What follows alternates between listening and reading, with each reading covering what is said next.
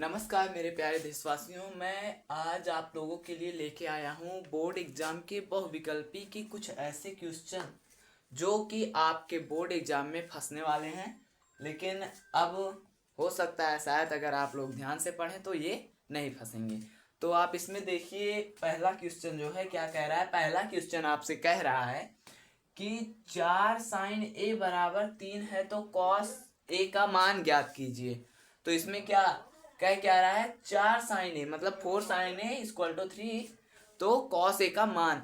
तो इसमें पहले आप देखिए, अगर ऐसा क्वेश्चन आ जाएगा तो आप तो बस जाएंगे कि इसको हम कैसे निकालेंगे। तो इसके लिए मैं एक आपको बता दे रहा हूँ ये सवाल इसका। यहाँ पे देख लीजिए, आप इसके इधर देख लीजिए इसको कैसा कैसे करना है। यहाँ पे लिखा है 4 sin a = 3 लिखा है। तो इसको हम ऐसे, यहाँ देखिए बीच में गुणा होता है, अगर हम बराबर के इधर भेजेंगे इसको तो किस में चला जाएगा, ये भाग में चला जाएगा। भाग में अर्थात कहने का मतलब है कि बटे में चला जाएगा। तो इसको हम लिख सकते हैं sin a = 3/4, ऐसा कर सकते हैं इसको। अब हम यहाँ से ये पता कर लेंगे कि ये किसका मान दिया गया है। तो इसमें आपको फॉर्मूला पता है क्या होता है, लाल बटे में कक्का। इसमें आपका फॉर्मूला क्या होता है, लाल बटे कक्का। तो इसके लिए पहले हम एक त्रिभुज बना लेते हैं। सम त्रिभुज 90 अंश का होता है। तो अब इसमें आप देखिए क्या होता है, sine cos tan cosec sec cot आपका जो बनता है, ऐसे बनता है sine cos tan cosec sec cot. और इसी पे क्या फॉलो करता है आपका, लाल बटे कक्का। आपका यही फॉलो करता है, यानी साइन के लिए लाल बटे कक्का का मतलब, यानी साइन यहाँ होगा, पहले साइन का होगा, फिर कॉस का, फिर टैन का, और इसी का उल्टा कर देंगे कोसेक सेक कॉट का आ जाएगा। तो अब हम क्या करेंगे इसमें देखिए जो दिया गया है, ऊपर का मान क्या है, ये लंब है और ये कर्ण है। यल का मतलब लंब, के का मतलब कर्ण। लंब का मान कितना दिया गया है, लंब का मान 3 दिया गया, यानी इसका मान क्या आ गया 3। और कर्ण का मान क्या दिया, कर्ण का मान दिया गया है 4, यानी कर्ण क्या होता है, ये होता है। इसका मान क्या दिया गया है, 4।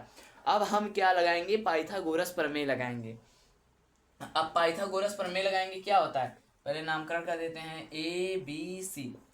पाइथागोरस प्रमेय लगाएंगे तो क्या होता है, कर्ण का स्क्वायर बराबर लंब का स्क्वायर प्लस आधार का स्क्वायर। ये है कर्ण का स्क्वायर प्लस बराबर, उसके बाद लंब का स्क्वायर प्लस में आधार का स्क्वायर। इसको बदल भी सकते हैं, इससे कोई फर्क नहीं पड़ता, लेकिन इसको नहीं बदलना चाहिए। अब आप यहाँ पे देखिए, अब 4 का स्क्वायर करेंगे कितना आ जाएगा, 16 आ जाएगा। बराबर में अब हम 3 का स्क्वायर करेंगे तो 9 आ जाएगा, और प्लस में BC का स्क्वायर करेंगे, क्योंकि हमें पता ही नहीं, BC तो ज्ञात करना है। अब इसको अगर हम 9 इधर से इधर लाएंगे तो क्या आ जाएगा, ये जब 9 इधर लाएंगे तो क्या आ जाएगा, 5 आ जाएगा। अरे पहले जब 16 है, 16 में से 9 घटाएंगे बराबर BC का स्क्वायर। अब देखिए 16 में से 9 गया, कितना आएगा, 5 आएगा कि 7 आएगा, 7 आ गया। अब 7 आ गया बराबर में BC स्क्वायर। अब BC का मान निकालेंगे तो ये जो स्क्वायर है इधर आएगा तो रूट आ जाएगा, यानी BC का मान आपका आ जाएगा √7। BC का मान आपका कितना आ गया, √7 आ गया। अब देखिए पाइथागोरस प्रमेय आपने लगाया और वहां से क्या आपको मिल गया, BC का मान क्या मिल गया, √7। अब इसके बाद अब आप आगे देखिए, अब हमें क्या पूछ क्या रहा था, मान हमें पूछ रहा था कॉस ए का। कॉस का मतलब क्या होता है, ये साइन का होता है, ये कॉस का, यानी आधार बटे कर्ण। अब इसमें आधार क्या आ गया, आधार आ गया है √7, और कर्ण कितना है, कर्ण तो दिया था 4, यानी कि जो पहला आंसर आपका आ गया वो पूछ रहा था कॉस ए का मान पूछ रहा था आपसे। तो आप क्या कहेंगे, कॉस ए का मान आ गया है √7 बटे में कितना, बटे में 4। अब आपका पहला क्वेश्चन हो गया। अब पहले क्वेश्चन के लिए हम एकदम श्योर हैं, मतलब एकदम निश्चित रूप से एकदम प्रफुल्ल हैं कि पहला क्वेश्चन अब हम कर ले जाएंगे। अब आप सभी एकदम खुश हो जाएंगे, नाचो धूमो। और अब देखिए इसका जो पहला आंसर आ गया, ये लिख देते हैं, √7 बटे क्या आ गया, 4 आ गया। ऐसे क्वेश्चनों को आपको ऐसे ही सॉल्व करना है। अब अगले क्वेश्चन पे चलते हैं। अगला क्वेश्चन क्या कह रहा है, आकृति समरूप है या नहीं। आकृति समरूप है या नहीं। समरूप और सर्वांसम में आपको मैं पहले अंतर बता देता हूँ। समरूप का मतलब होता है समान रूप। जैसे आपको कहीं वृत्त दिखेगा, वृत्त हमेशा गोल ही होता है। वृत्त हमेशा गोल ही होता है। तो अगर पूछा जाएगा दुनिया में जितने वृत्त हैं वो कैसे होंगे, सभी समरूप होंगे।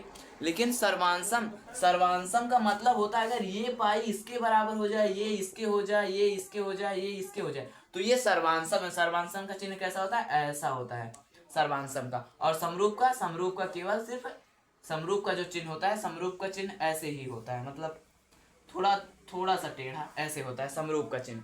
तो ये पूछ रहा है आकृति समरूप है या नहीं। तो ये क्या पूछ रहा है, समरूप है या नहीं। समरूप का मतलब अभी बताया समान रूप, तो ये तो समान रूप दिख ही नहीं रहा, ये थोड़ा सा टेढ़ा है, ये वर्ग है पूरा, तो ये क्या है, ये समरूप नहीं है। यहाँ पे आप आंसर में लिख देंगे ये समरूप नहीं है। अगर विकल्पित प्रश्न है आपके तो आपसे वो पूछा जाएगा तो आप क्या बताएंगे, नहीं है। अब आप अगला क्वेश्चन क्या कह रहा है, अगले क्वेश्चन के लिए पहले हम इन्हें मिटा देते हैं, उसके बाद अगले क्वेश्चन पर चलेंगे। चलिए हम अब क्या कह रहे थे, हम अगला क्वेश्चन बताने की बात कर रहे थे। तो अगला क्वेश्चन क्या कह रहा है आपसे, तीसरा वाला समरूप का तो हो गया। अब तीसरा क्या कह रहा है, तीसरा कह रहा है 3, 8, 13, 253 में अंतिम पद से 20वां पद क्या होगा। आपसे क्या पूछ रहा है, 20वां पद पूछ रहा है, जबकि ये हमें दिया गया है। तो इसमें पहले तो संख्या जान लीजिए, संख्या लास्ट की संख्या क्या है, 253, यानी जो लास्ट में आया होगा वो क्या है, 253 है।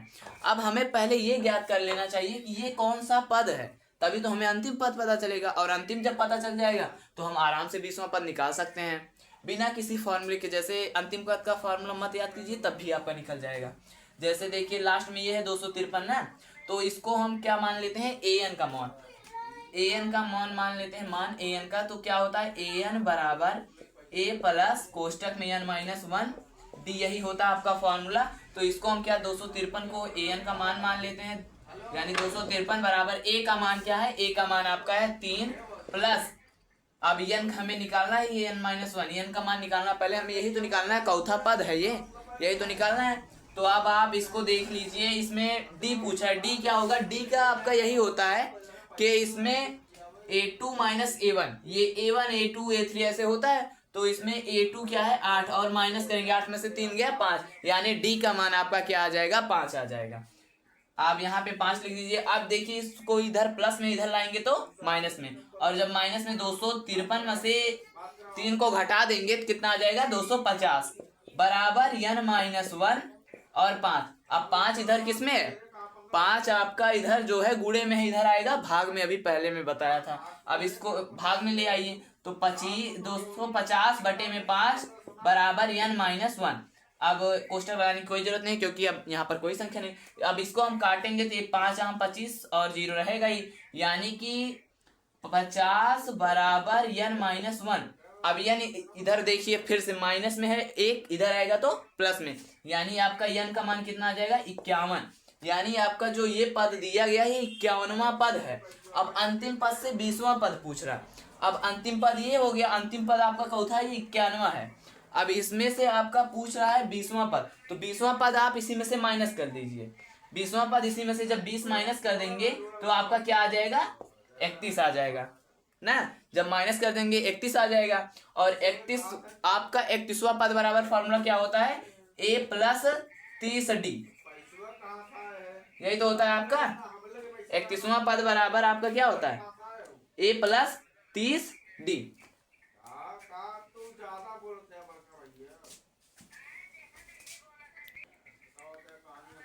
तो मैं क्या बता रहा था, यहाँ आपको इससे 20वां पद निकालना है, इससे मतलब 20वां अंतिम पद से 20वां ना, तो यहाँ पर 20वां ही पद ज्ञात करना है आपको। इसका मतलब हमें 31वां नहीं, 20वां ही पद। 20वां पद अगर आप उल्टी गिनती चलेंगे तो 32 आएगा आपका, और 32 का क्या होता है, 31d होता है, a प्लस 31d, जितना रहेगा उसका एक घटा देंगे बस। अब a का मान इसमें आपका कितना दिया है, 3 दिया है, 3 लिख लीजिए प्लस, और 31 का 31 लिख दीजिए गुणे, डी का मान आपका अभी बताया 5 होगा, इसमें से इसको घटाएंगे तो 5 आएगा।